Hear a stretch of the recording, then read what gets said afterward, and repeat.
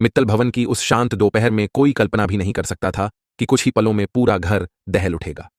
निहारिका, जिसकी महत्वाकांक्षा और जलन अक्सर उसके सही गलत की रेखा मिटा देती थी, उस दिन भी अपनी ही योजना के जाल में उलझ चुकी थी।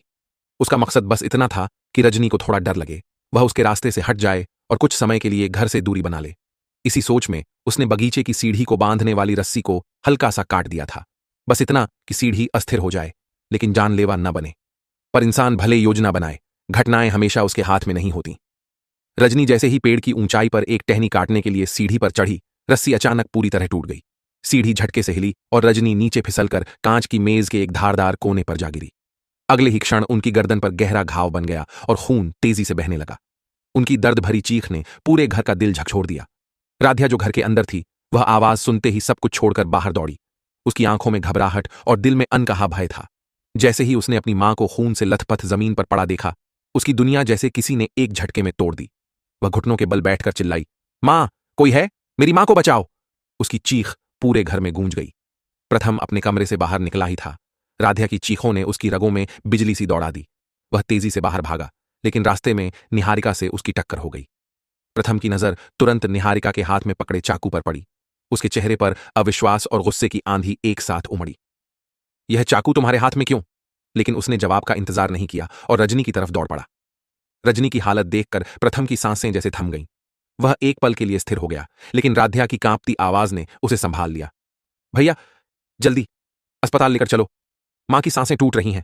प्रथम ने तुरंत रजनी को अपनी बाहों में उठाया। कार अस्पताल की तरफ हवा से भी तेज दौड़ी।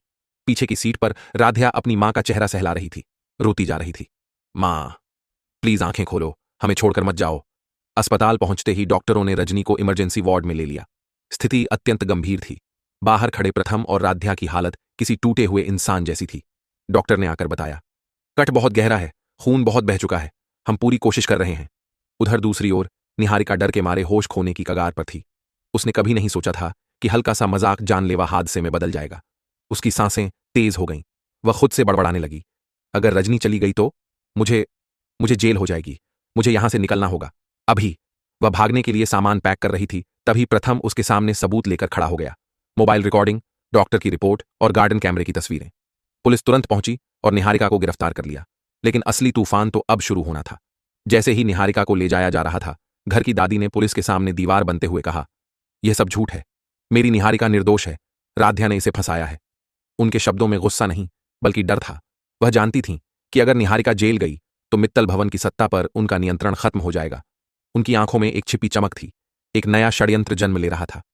निहारिका ने भी जेल ले जाए जाने से ठीक पहले दादी की ओर देखा, एक गहरी चुप समझदारी वाली नजर, जैसे दोनों की आंखें कह रही हों, खेल खत्म नहीं हुआ, असली चाल अब चलेगी। दादी ने घर लौटते ही अपने इरादों का नकाब पहन लिया।